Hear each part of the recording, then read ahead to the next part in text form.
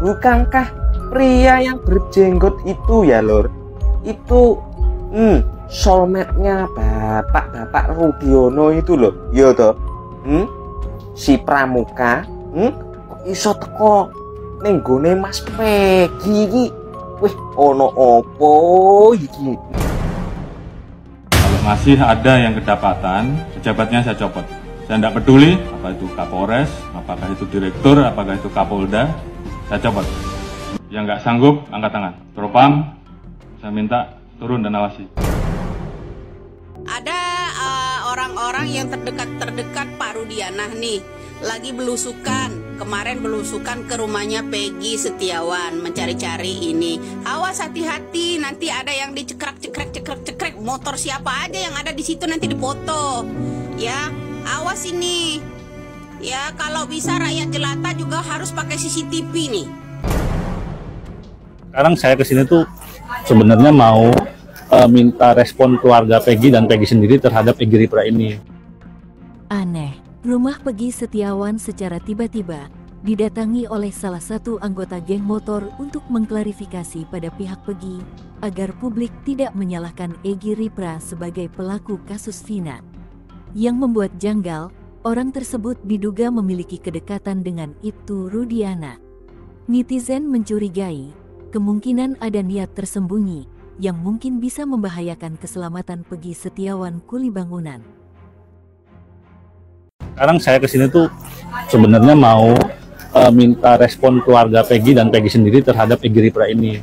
Karena saya meyakini Egy Ripra juga kan dia korban cocok logi yang diserang netizen udah ugal-ugalan banget, serang-serangannya serem banget. Jadi begini Pak, izin ya. Kenapa Egy Ripra itu diserang oleh netizen? Karena memang dia buat ulah juga. Dari bisa kita lihat dari Facebook-nya. Ya. Tidak digital. Polisi di goblok-goblokin kalau nggak salah. Egy Ripra yang besar ininya kan, telinganya itu yang memahami betul bagaimana Egy Ripra itu digembosing oleh netizen. Dan saya tidak bisa pungkiri, saya juga sempat menduga-duga. Jangan mas, saya sendiri sama kemakan. Abang kan memang ada hubungan keluarga dengan Egy Ripra? Nggak ada, nggak kenal sama sekali sebelumnya. Terus juga datang ke sini mau meminta tanggapan, mau ada pembelaan, apa hanya klarifikasi saja? Ya mau ini ya jelas pembelaan, maksudnya biar Egy yakin sekali dan dia menjalani kehidupannya dengan tenang. Juga nggak ada keterkaitan dengan Eksi, juga tidak ada keterkaitan dengan teman-temannya Pina dan Eki juga. Peggy Setiawan tidak ada keterkaitan. Kalau memang Egy Ripra mau membuktikan bahwa dia bukanlah anggota Eksi, ya bebas-bebas aja, dia bikin statement monggo gitu. Kalau dia menyatakan bahwa dia bukan anggota Eksi, karena Egy Ripra juga kan tidak kenal dengan Peggy Setiawan, tidak kenal dengan siapapun. Peggy juga nggak kenal dengan Egy Ripra. Iya, maka itu. Tapi tujuan saya kesini sebenarnya bukan pengen klarifikasi kalau si Egy Ripra ini bukan EKC. Maksudnya pengen lebih kalau si Egy ini bukan pelakunya juga, tunggu. Ya, itu makanya dia nanti bisa buktikan kalau misalnya ada polisi yang memanggil Egy Ripra secara patut. Ya tinggal kita buktikan bahwa untuk selama ini sih pihak kepolisian baru datang ke rumah langsung, tidak ada pemanggilan secara resmi. Jadi dari pihak Polda sama Polres itu kan aman, berarti dia kan tidak diduga. Cuma tuh gimana nih teman-teman netizen? Tidak diduga. Kita kalau ngobrol sama kuasa hukum yang masalah intelektualnya berpendidikan, ngobrolnya nyambung, nggak kayak netizen yang galau-galan nih nuduh si Egy Ripra. Jadi kalau kita sama-sama bijaksana lah. Seperti itu, jangan sampai ada Peggy Setiawan selanjutnya korban-korban yang salah tangkap, jangan sampai. Iya, jangan.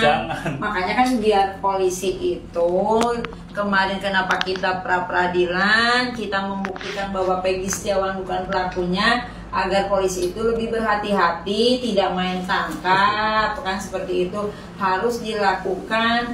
Kalau memang mereka menduga siapapun itu Peggy alias Peron tuh diduga misalnya si Anu, ya dipanggillah secara patut. Iya, biar nanti ada saksi-saksi yang menyatakan, membuktikan bahwa ini bukan pelakunya, kalau memang dia bukan pelakunya, seperti itu. Jadi jangan sampai ada Peggy yang lain, ya Peggy Setiawan yang lainnya.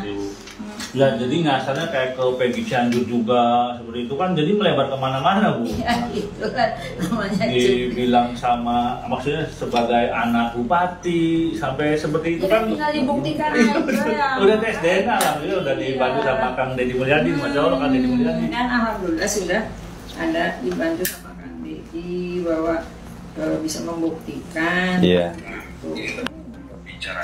Kalau kata ibu sih, kalau kita nggak salah, kalau memang kita bukan pelakunya, tinggal dibuktikan aja, nggak perlu takut pada siapapun yang misalnya ditunjuk-tunjuk presiden. Kalau memang dia bukan pelakunya, ya udah tunjukkan gitu, yakinkan kepada publik.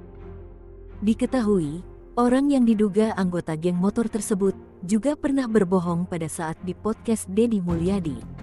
Dalam sebuah video memperlihatkan bukti bahwa dirinya pada 2016 berada di Bandung. Namun, ada video bahwa orang tersebut berada bersama Ibtu Rudiana.